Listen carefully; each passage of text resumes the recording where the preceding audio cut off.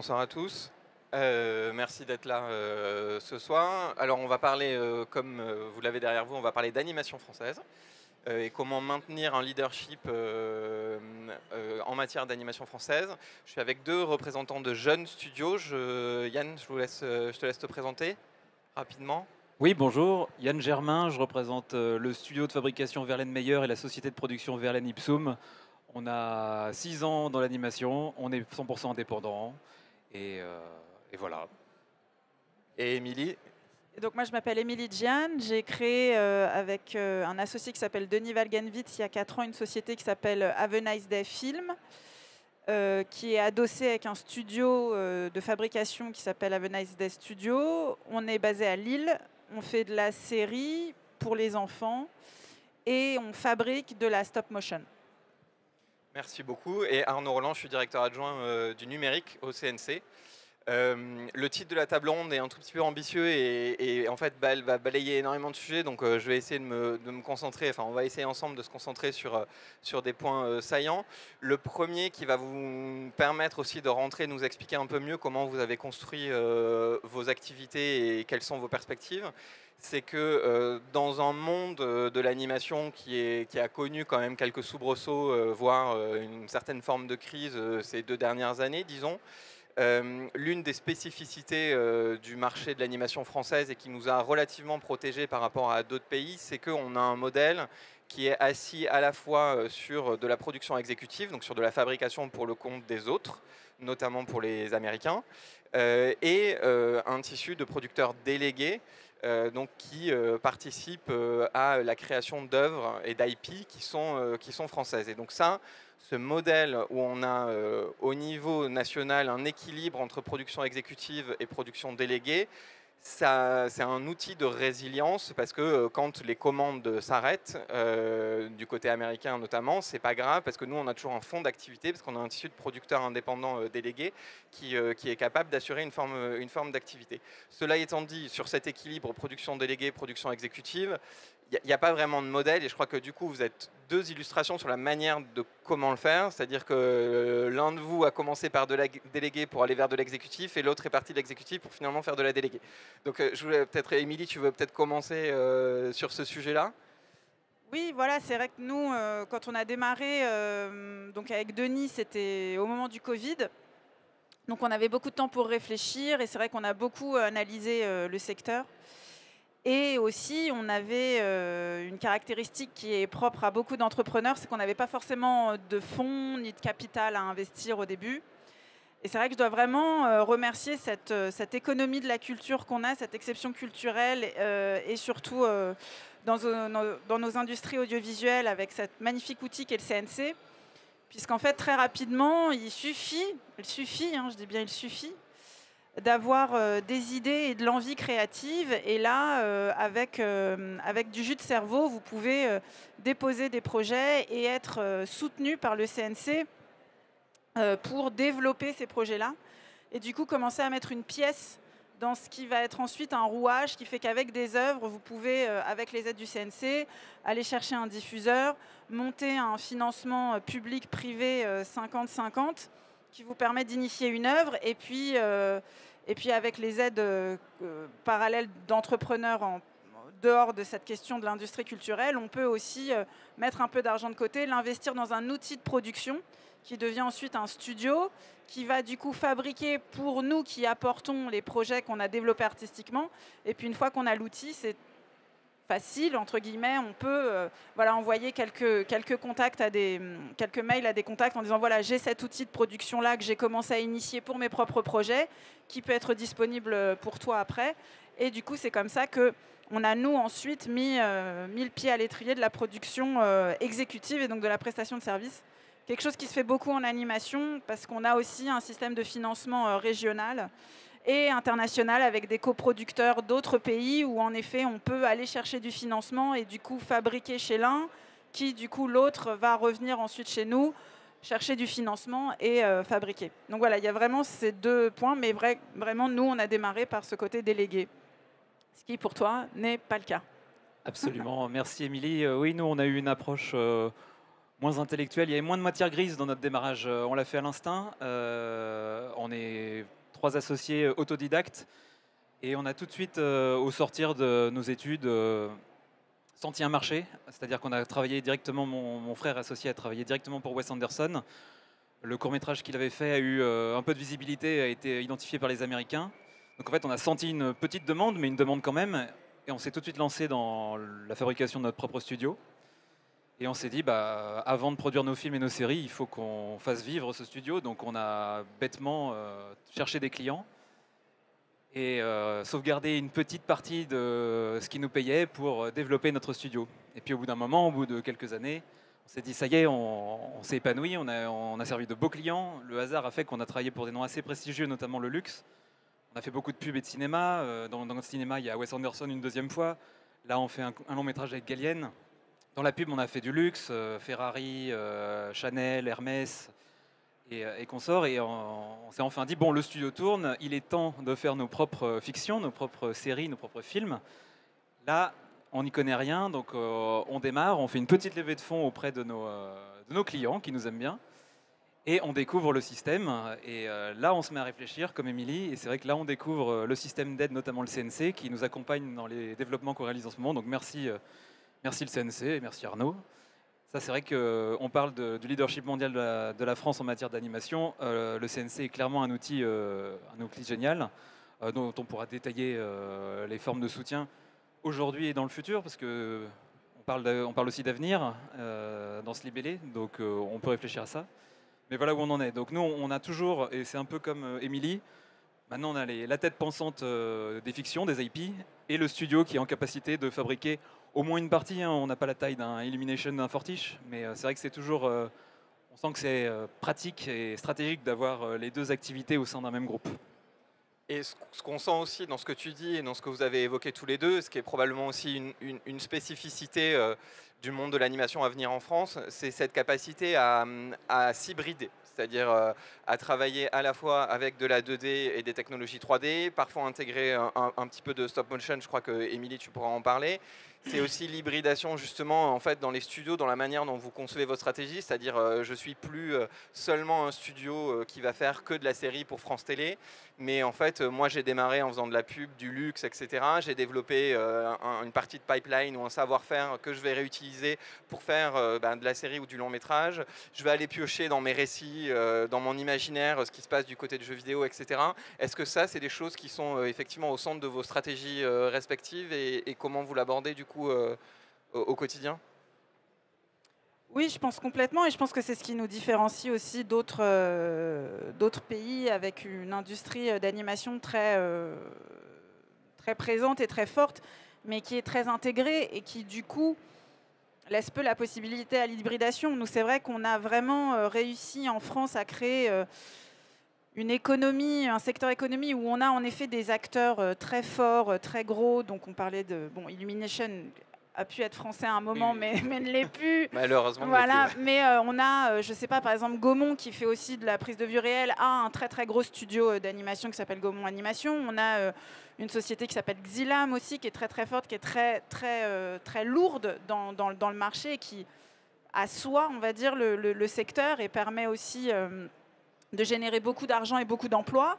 Et tout autour, vous avez en effet une myriade, une nuée, une galaxie de sociétés plus ou moins petites, plus ou moins grosses, qui ont du coup cette capacité, cette agilité à aller chercher des nouveaux auteurs, des nouvelles formes de narration, à chercher des nouvelles modes d'expression et du coup des nouvelles technologies, et en effet à hybrider. Et je pense que c'est ça qui ensuite, une fois que quelque chose est bien, va ensuite être repéré, intégré, formaté, industrialisé, va être récupéré par le cœur qui du coup va se renouveler, va se nourrir, parce que je pense que le public aujourd'hui, et comme toujours, a besoin de nouveautés. On est quand même dans une industrie du prototype, donc il faut pouvoir essayer des nouvelles choses à chaque fois. Il faut pouvoir se dire que parfois ça ne marche pas. Et c'est vrai que c'est grâce à cette galaxie des petits qui permet ça, en fait, qui permet cette R&D en fait, de l'industrie, quoi. Et moi, je trouve que en tout cas, c'est ça qui me plaît. Oui, oui, je suis complètement d'accord. C'est ce qui fait la flamme de nos petites structures. Et c'est même ce qu'on nous demande en fait. C'est ce que les clients attendent, c'est ce que les gros studios attendent. Nous sommes, nous, les petits acteurs des laboratoires de technique, de narration. L'hybridation, elle est au cœur de l'animation, je dirais, depuis sa. Enfin, j'ai le sentiment, hein, depuis sa fondation. Quand vous regardez les vieux Disney comme Fantasia, ils ont tout de suite essayé de mélanger le live action et l'animation, parce que quand on parle d'animation d'un point de vue étymologique, c'est aussi par opposition à la prise de vue réelle. Aujourd'hui, on voit que même l'animation et la prise de vue réelle se mélangent. Aujourd'hui, est-ce qu'un Avatar est plus un film live qu'un film d'animation? Est-ce qu'il y a une vraie réponse à chercher à cette question? Et même au sein de l'animation, où il y avait des silos de techniques, la stop-mo, la 2D, la 3D, bon, aujourd'hui, ce qui est intéressant et ce qu'on veut tous, c'est trouver des nouveaux visuels, des nouveaux prototypes exigeants. Le marché a été un peu décomplexé de ça avec, je donne l'exemple l'autre fois, avec Spider-Man qui a eu un Oscar, Spider-Man Into the Spider-Verse, où là ils ont mélangé complètement les technos, et là on voit des films à gros budget avec beaucoup d'enjeux qui prennent des risques et qui sortent des codes de notamment la 3D classique qu'on connaît depuis un petit moment avec des Pixar. Alors Pixar n'est pas le meilleur exemple des studios qui réinventent le visuel, mais voilà, on sent que c'est quelque chose de très attendu. L'hybridation, elle est faite aussi en mode lofi, c'est-à-dire chez les jeunes, dans leur chambre. Les étudiants, avec les nouveaux outils, sont capables de sortir des dingueries visuelles qu'un Pixar aurait aimé il y a 30 ans. Donc on sent vraiment que l'avenir de l'animation tout court va être dans les nouveaux modèles techniques, dans lequel il y aura un volet IA, on en parlera ou on n'en parlera pas. Et c'est aussi ce que le public recherche, je pense. Ça veut dire qu'au quotidien, vos studios aussi, quand vous travaillez sur une série d'animation ou un long métrage d'animation, vous ne vous interdisez plus aujourd'hui de dire, bon, bah, en fait, avec, j'imagine, le réalisateur, etc., le scénariste et tout, je vais faire X minutes en 2D, puis là, en fait, parce que pour les besoins du récit de cette séquence, de la stop motion, il y aura un impact visuel plus intéressant. Et du coup, donc vous ne vous interdisez plus pardon, de faire ça. Et par ailleurs, est-ce que en face de vous, vous avez des studios qui sont en capacité de se développer simultanément sur l'ensemble de ces technologies, ou alors vous allez faire du cherry picking en disant, mais en fait, je vais avoir besoin de tel studio de fabrication pour faire ça, puis je vais aller chercher un autre pour faire ça. Et c'est finalement l'ensemble de la filière française qui doit répondre à des demandes de ce type-là? Alors là, ça dépend beaucoup si on est tracté côté production déléguée ou si on est seulement prod exé. Si on est en effet producteur délégué, en effet, à l'amont du processus créatif, vous allez travailler avec votre réalisateur, avec votre scénariste, avec votre directeur artistique sur, en effet, quelle est la meilleure manière de passer un message, retranscrire des émotions. Et tout ça, on va très vite le câbler avec le marché, c'est-à-dire qu'est-ce que les spectateurs, comment est-ce qu'on aimerait qu'on leur raconte l'histoire. Et donc ces questions-là se font. Et très vite, il y a la question de, moi je trouve la contrainte économique. Mais moi j'adore la contrainte économique, enfin jusqu'à un certain point bien sûr, hein, mais une façon d'être créatif. Mais c'est une façon d'être créatif en fait. Et c'est vrai que du coup, comme on a ce financement, comme je vous ai dit, qui est public-privé, qui fait que vous, producteurs délégués, en même temps que vous faites votre processus créatif, eh bien, vous allez savoir comment est-ce que vous allez financer ce projet. Et ben, ce projet, il va aller chercher de l'argent au niveau national, au niveau des chaînes, mais aussi au niveau régional, dans d'autres pays européens, etc. Et donc, c'est aussi un peu une suite de follow the money aussi qui va se faire, qui fait qu'en fonction du financement que vous allez obtenir dans certains endroits, vous allez devoir chercher certains partenaires. Et donc, à des moments, il y a aussi des questions de confiance qui vont se faire avec des gens avec qui vous avez déjà travaillé par le passé sur d'autres choses, sur lesquelles vous allez appeler, vous allez dire « j'ai ce truc-là, est-ce que tu crois que c'est possible ou pas ?» Et là, la personne en face de vous va faire cette force d'adaptation ou pas. C'est ce qui fait qu'on est sur ce truc de vraiment... Donc je ne sais pas si on... Oui, parfois, et ça je pense que c'est le côté plus prod exé, peut-être que tu vas en parler, je vais te passer le relais, sur ce côté de, en effet, aller chercher le talent aussi après. Mais sur cette vision très producteur délégué, elle se fait aussi là-dessus et sur cette idée d'aller chercher des gens qui vont être en capacité de chercher des nouvelles choses en fait. Oui, oui, que ce soit, là pour le coup je mélange les deux, mais que ce soit en production déléguée ou même production exécutive, selon moi c'est une part de mon métier de proposer des solutions technico-artistiques. Le but c'est de répondre à l'enjeu qu'a fixé le producteur délégué avec son réalisateur, avec son auteur, parce qu'à la fin ce qu'on raconte c'est une histoire, il faut que l'histoire elle se tienne visuellement quand on parle d'animation. Mais le producteur exécutif doit être aussi celui qui apporte des solutions et n'est pas juste à donner un catalogue de techno avec des montants en face et dire c'est pas possible ou c'est possible. Il faut aller plus loin. En tout cas, c'est là où je trouve le rôle de producteur exécutif intéressant. Et là où il y a une difficulté, enfin une difficulté, c'est un trop grand mot, mais les studios, à mesure qu'ils grossissent, se font leur propre pipe, c'est normal, ils standardisent leur méthode de travail, leur méthode de fabrication d'images, et deviennent un peu plus difficiles à faire bouger quand on veut aller explorer une nouvelle façon de faire le visuel. Et c'est complètement normal, hein. C'est là où les jeunes studios ou les petits studios ont leur intérêt, et c'est là aussi où l'éclatement des studios en France peut être aussi une super force pour notre leadership. Là où on va voir que, bon, je donne des exemples un peu grossiers, mais les Américains vont tout faire dans un seul studio, un Disney, un Pixar, un DreamWorks. Pareil pour les Japonais, qui sont nos deux gros concurrents à l'échelle mondiale, hein, si on parle d'animation au sens très large. Il y a la Chine aussi.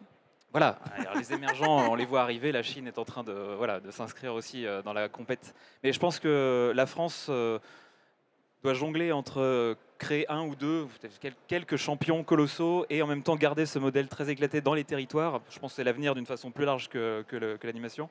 Mais c'est aussi aujourd'hui une force de travailler ensemble. On voit que l'animation française, parce qu'on est un petit territoire, on se connaît tous. Chacun a sa spécialité, chacun a son envie de développement technique. Et je sais que les réflexes se font assez vite en France de tiens, je vais aller travailler avec un tel ou un tel. Non mais du coup, ça, effectivement, donc se dessine bien l'un de nos avantages. Donc on a commencé par dire que l'une des forces de la France était effectivement à la fois sa capacité à monter sur de la prestation avec des studios de prestation qui sont state of the art en matière de savoir-faire, qu'il y a effectivement cette myriade de producteurs indépendants qui sont capables de travailler sur des nouveaux projets, d'avoir une forme de renouvellement créatif et de développer nos propres IP. Et donc là, on dessine aussi en creux, mais c'est normal, cette force qui est scientifiquement un oligopole à franges, donc avec des acteurs très installés et effectivement une myriade d'acteurs indépendants, plus jeunes, etc., qui vont aller repousser les frontières de la création et puis ensuite qui vont être embarqués dans le marché. L'un, je crois, sur nos sujets, comment maintenir un leadership dans un marché qui quand même a ralenti, en tout cas ces 2 dernières années, même si côté CNC, on commence à voir que les choses repartent et en matière de production aidée, on voit que c'est bon, il y a des nouveaux beaux projets qui arrivent, des nouveaux métrages qui arrivent avec ça. Donc je pense que le pire est derrière nous. Il y a une tentation dans certains autres secteurs qui est exactement ce qu'il ne faut pas faire, c'est en période de crise de couper en gros l'argent pour la R&D et l'innovation. Et je crois que particulièrement dans le secteur d'innovation, c'est un choix qu'on n'a pas fait. C'est un choix que le CNC n'a pas fait d'ailleurs aussi. J'en profite juste une minute pour faire la publicité de parmi les dispositifs que vous avez cités, il y a un dispositif qui est extrêmement important, qui est opéré par la direction du numérique, qui est l'aide aux techniques d'animation, qui est le seul dispositif du CNC qui est 100% dédié à l'animation et qui a pour objectif de monter sur des projets, donc c'est du financement d'œuvres, dès lors qu'il y a un enjeu nouveau de renouvellement visuel de l'animation française ou de capacité à l'export. Et donc on vient aujourd'hui, surtout sur des longs métrages, être en complément de financement sur des aides classiques du CNC et sur des très beaux films comme le dernier Azanavicius qui était présenté à Cannes sur la plus précieuse des marchandises par exemple, ça vient chez nous. Mars Express, on en reparlera aussi, qui est emblématique de l'animation adulte, c'est pareil, ça vient chez nous et on vient essayer de déverrouiller d'enlever des verrous techniques dès lors qu'il y a un renouvellement formel de la création. Donc ça me semble particulièrement important de maintenir, même dans ces périodes de crise, de maintenir un niveau d'investissement dans l'innovation technologique et artistique qui nous permet de ne pas prendre de retard par rapport aux autres pays et de ne pas se transformer simplement en machine à faire du volume. Ça, c'est un truc, c'est pareil dans votre quotidien. Vous avez 2 jeunes studios et vous mettez aussi le pack. Enfin, je veux dire, c'est aussi quelque chose sur lequel vous travaillez tous les deux. Sur le pipe, sur l'animation, sur oui. La R&D, sur la nécessité d'être encore. Oui, après, c'est vrai que, enfin, encore une fois, je pense que tout ça, il faut créer des sens, le sens. Et c'est vrai que nous, quand même, en France, on est quand même beaucoup orienté sur les histoires, quoi. Le sens, on va le trouver dans les histoires, l'aventure humaine qu'on va trouver. Et c'est vrai qu'on est quand même aussi dans une industrie créative qui est quand même une industrie du prototype. Donc, en fait, on est obligé à chaque projet d'envisager un chemin technique.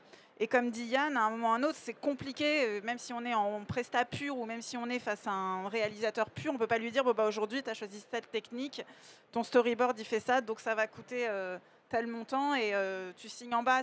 C'est impossible, on ne peut pas aller comme ça. Donc en fait, on est obligé de continuellement adapter, faire. En plus, on est sur du temps homme, parce que c'est un travail quand même, et c'est très important, qui reste quand même très fait par l'humain. On en parlera aussi avec l'IA après derrière, mais qui fait que, je ne sais pas, vous pouvez avoir quelqu'un qui est moins en forme, qui va tomber malade, va avoir un accident, autre, je ne sais pas quoi, qui va dire que tout votre schéma de production, il tombe à l'eau. Donc en fait, il faut continuellement se réinventer, s'hybrider. Et nous, c'est vrai que dans notre studio, en tout cas à Lille, où on fait de la stop motion, qui est quand même une technique qui est comme du live, donc c'est de la prise de vue réelle avec des marionnettes, donc qui demande une infrastructure lourde. Nous, on est continuellement, là, avec mon associé, à réfléchir à comment est-ce qu'on fait pour avoir une structure qui demande certaines installations, mais la plus légère possible. Parce qu'on pense qu'en 2024, aujourd'hui, c'est cette agilité, c'est cette capacité à pas être trop enferré sur des frais généraux ou une technique, un schéma de pensée qui va nous ralentir en fait à un moment ou à un autre, parce qu'on va forcément un jour ou un autre, vous allez avoir un producteur, un réalisateur, un commanditaire qui va vous arriver en disant et si on faisait ça, et si on fait ça, et si on fait ça, et je pense qu'on est mort le jour où on fait ah non, c'est pas possible là. Oui, et je vais répondre à la partie investissement en temps de crise, mais je repars de la crise. Alors nous, la crise dont tu as pu parler, qu'on a pu sentir, nous c'est vrai qu'à notre échelle on la sent très peu. On a un petit groupe, donc on est moins chahuté que les gros paquebots qui ont dégrossi beaucoup ces dernières années. On le sent en lisant, en lisant le journal, en discutant avec les techniciens, en discutant avec les acheteurs. Voilà, il y a eu un moment de contraction du marché de l'animation. Nous, à notre échelle, vers l'Anipsum, on ne l'a pas senti parce qu'on est petit. Mais c'est aussi parce qu'on est hybride, parce qu'on faisait de la commande, parce qu'on fait du conseil, parce qu'on développe nos IP. En fait, ça nous a permis de doucement mais sûrement grossir. Et grossissant, du coup, on investit. Et on investit, nous, dans deux choses. On investit dans des IP, parce que je pense que maintenir un leadership mondial, si on veut un peu augmenter les blindes de la France dans cette matière, c'est d'essayer de pousser aussi des IP. Alors c'est délicat, hein, si on savait la recette d'une IP à succès, on en aurait tous fait, hein, mais surtout en matière de cinéma, c'est-à-dire que moi la seule que je suis capable de nommer énormissime qui vient du cinéma, c'est Star Wars. Tout le reste en général, ça vient d'une œuvre, d'un jeu vidéo, d'une bande dessinée ou d'un livre. Créer une IP à partir du monde du cinéma, c'est délicat. Néanmoins, nous, on va essayer de faire les nôtres, c'est-à-dire de les penser un peu 360. Qu'est-ce que ça pourrait donner si, en cas de succès, on faisait un jeu vidéo de ça, une musique de ça, un livre pour enfants, etc. Et ça, je pense que ça m'intéresse l'avis du CNC là-dessus, mais c'est aussi, mais je pense que tu l'as dit, mais jauger l'ambition de vente internationale et de traverser du temps d'une œuvre, d'une IP, en tant qu'IP, pas en tant que juste qu'œuvre artistique sur grand écran. Donc ça, voilà, je pense que le CNC, c'est intéressant qu'il regarde aussi ce truc-là, et pas simplement la qualité de fabrication de l'image, pour que la France ne soit pas juste un mégapôle technique qui l'est déjà, et on a les meilleurs artistes, on a les meilleures écoles, on a les meilleurs soutiens, mais aussi un berceau d'ambition pour rayonnement mondial. Voilà, c'est un peu le jeune qui parle, hein, c'est un peu foufou, mais j'y crois. Et le deuxième volet d'investissement, c'est évidemment les outils. Et là, on vit une époque particulière qui est celle de l'émergence de l'IA. Donc nous, on investit au sens où on regarde ce que ça donne pour ne pas se laisser déborder, pour voir dans quelle mesure ça nous aide. Mais ça nous aide comme agent artistique, pas comme agent industriel pur et standard. Le but, c'est d'augmenter notre capacité, pas de la remplacer, ce fameux mot qui effraie tout le monde. Mais... Non mais alors vas-y. Alors sur ton premier point, donc ça existe, c'est l'aide aux techniques d'animation, 4,5 millions d'euros par an, venez chez nous. Non mais surtout sur le, donc allons-y sur effectivement sur l'IA. Est-ce que sur l'IA générative, parce qu'en fait quand on parle d'IA, il y a quand même beaucoup de choses, et un peu pour faire le lien avec la table ronde précédente. Voilà, exactement. Est-ce que voilà, vous aujourd'hui vous utilisez ces technologies? De quelle manière? Est-ce que effectivement c'est un moyen de compresser les coûts de production? C'est un sparring partner pour les scénaristes? C'est quoi? C'est comment vous utilisez ces technologies au quotidien? Je me permets de répondre. Ah oui, commence, vas-y. Alors là, on l'utilise vraiment comme assistant. C'est-à-dire que le but n'est pas. Je pense on est tous en train de faire le deuil. J'en parlais aussi avec des acheteurs, des diffuseurs. Je pense qu'on est tous en train de faire le deuil de l'IA va réduire les coûts. Je pense que l'IA va avoir un impact, mais pas nécessairement celui-là, en tout cas pas de façon majeure. Je pense qu'elle va par contre transformer certaines façons de travailler pour accentuer ce qui fait de nous des humains et moins des objets mécaniques, enfin des purs artisans. dans le sens où le but va être de maîtriser toujours la créa, l'artistique, et de se focaliser là-dessus. On est encore dans une industrie et dans un métier qui nécessite plein de tâches plus ou moins ingrates.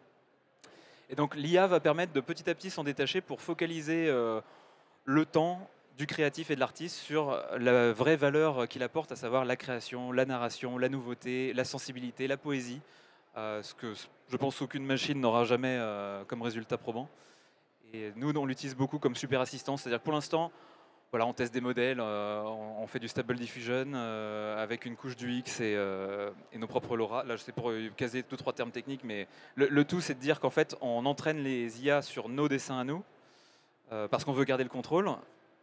Mais ce qu'on voit aussi, c'est que ce temps-là, passé à entraîner les IA et à les diriger, on ne gagne pas nécessairement beaucoup plus de temps qu'à le faire nous-mêmes. Hein. Donc on est vraiment dans une phase d'exploration où l'IA, je dirais, je ne veux pas du tout être, comment dire, médisant en disant ça, mais c'est un super stagiaire. Mais pour l'instant, c'est au stade de stagiaire. Il m'aide à faire quelques tâches, il dégrossit le terrain, mais à la fin, il faut un humain qui corrige, jette. On jette beaucoup, hein, faut pas croire. Alors, se pose l'autre problème, problème écologique. Chez toi aussi, c'est un super stagiaire, l'IA? Oui, à peu près. À peu près. C'est vrai que ça s'est beaucoup orienté au niveau créatif au début, ou en fonction des créatifs avec qui vous travaillez, vous avez des gens qui sont plus ou moins volontaires à y aller et qui savent plus ou moins bien l'utiliser. Donc en effet, on a travaillé avec des créatifs qui l'ont utilisé, c'était assez catastrophique, parce que ça vous propose 15 000 propositions différentes, qui fait qu'à la fin, vous savez plus très bien ce qui est bien ou ce qui n'est pas bien. Donc vous avez besoin d'un temps de repos, donc limite même, ça vous fait perdre du temps. Et il y a au contraire un créatif, j'ai envie de dire très geek, et qui va passer du temps en effet à dialoguer avec la machine, la nourrir, mais vraiment quotidiennement sur plein de choses. Donc ça va être un processus très long, mais en effet après, ça va vous faire gagner un temps d'itération et de déclinaison qui sont très fortes. C'est vrai qu'on a un métier sur lequel il faut beaucoup décliner. Rien que par exemple un personnage, pour pouvoir avant de l'animer, il faut le décliner sur toutes ses coutures. Donc en effet, l'IA là-dessus, une fois que c'est taré, donc c'est vrai que c'est assez bluffant. Et c'est vrai que là, nous, on est en prod sur une série où en effet, on se dit que on va gagner peut-être un peu plus de temps en temps humain sur l'animation pour créer un piqué plus humain, plus naturel, plus incarné. Et en effet, on a des tâches qui sont plus liées au traitement, au clinage de l'image, au retraitement, où on sait que déjà, on peut créer des scripts qui nous permettent de gagner du temps, qu'il faut qu'on revoie quand même un peu, mais qui nous font gagner du temps. En tout cas, nous, aujourd'hui, c'est à ce niveau-là qu'on l'utilise.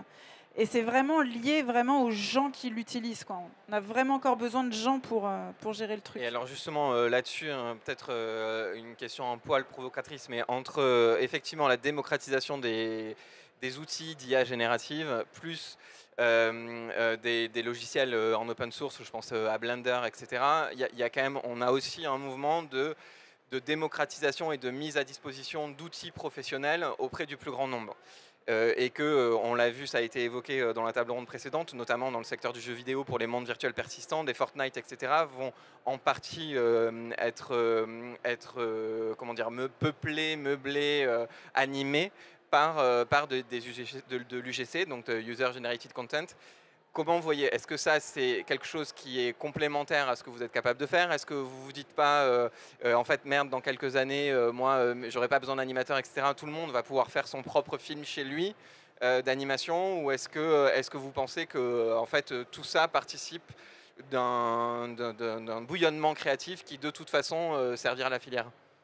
Oui, je pense que c'est un vrai bouillonnement créatif. Enfin, c'est comme un peu, on en a parlé pendant un certain temps avec l'arrivée de la musique électronique il y a quelques années dans l'industrie de la musique, où d'un coup, tout de suite, il y a eu une démocratisation de la musique qui fait que plein de gens qui étaient très éloignés de la création musicale parce qu'ils n'étaient pas dans des familles et dans des sociologies où ils pouvaient apprendre un instrument, tout de suite devenaient musiciens. Et voilà, et aujourd'hui, on a une industrie musicale qui est hyper vive. Je pense que l'animation, c'est pareil, et que comme la musique, l'animation reste une œuvre collective. Donc à un moment ou à un autre, il faudra des lieux fédérateurs, des studios, des producteurs, des diffuseurs, des spectateurs qui font qu'à un moment ou à un autre, il va falloir agréger tout ça. Donc c'est à nous, producteurs, je pense, ou studios, d'accepter tout ce bouillonnement et de dire, ok, tu étais dans ta chambre, tu as fait des trucs super, viens nous voir, on va créer des trucs ensemble, ça va être super. Et voilà, quoi. Ah oui, Moi, je pense. je vois le temps qui, Ouais, c'est ça. je vois le temps qui déroule, mais Je te laisse le mot de la fin. ah oui, oui, en ce qui me concerne, de base, je ne suis pas effrayé du tout. Je ne sais pas ce que l'avenir nous réserve, mais l'avenir ne m'effraie pas. On va jouer avec. J'ai hâte de voir. Oui, je pense qu'on vit, on sera vivant le jour où quelqu'un dans sa chambre fera un long métrage tout seul. Pas sûr que ce soit un grand film, mais au moins il y aura une prestation, une prouesse. Et je pense il faut en tant que producteur délégué, en tant que producteur exécutif, jouer avec cette nouvelle donnée. Et, et, euh, comment dire un truc intelligent pour conclure Là, je sèche. Seul, on avance vite. Ensemble, on avance plus loin, c'est ça? Ah, parfait. Oui. Ça me va bien. Merci beaucoup. Il y a une question, c'est ça? Il y a une question devant toi. Bonjour, je m'appelle Yann. J'ai un projet de plusieurs lieux de studios de production dans les vignes, en gros. J'ai déjà bossé pour des boîtes de prod à Valence, à Paris. Vu que la question c'est comment maintenir un leadership mondial, pour moi, vous avez oublié quand même de mentionner qu'une de nos grandes forces, c'est le fait d'avoir le régime des intermittents. C'est une des grandes forces qu'il faut encourager plus, à mon avis. Un autre, ce sur quoi je bosse un peu, c'est de renforcer les écosystèmes. Vraiment, à Valence, par exemple, avec la cartoucherie, il y a tout plein de petits studios ensemble qui font que quand il y a un projet qui finit là, ils peuvent aller ensemble. Il se passe des tuyaux tout le temps. C'est pour moi, comment dire ça, c'est un plus que l'IA. Par exemple, dans le Grand Est, je vois que c'est très peu présent, alors que en région Rhône-Alpes ou dans le Sud, c'est beaucoup plus présent. Pour moi, il faudrait essayer de vraiment essaimer partout sur le territoire, plus qu'actuellement, quoi. Voilà. Non, mais on est d'accord. Ensemble, on va plus loin. Oui, oui, et puis le régime des intermittents du spectacle, il est pas nouveau et effectivement, je pense qu'aucun de nous trois ne va contester Effectivement, on Non, l'a bien effectivement, fondé. on peut rappeler officiellement devant la caméra que c'est un régime fantastique et pour les intermittents eux-mêmes et pour les entreprises. Tout Vraiment. à fait. C'est d'ailleurs à l'origine une demande des entreprises. Ça m'étonne pas. Je savais pas, mais ça m'étonne pas. Dans la création. Ouais. Merci beaucoup. Et puis Merci. on te laisse la place pour la table ronde d'après. Merci beaucoup.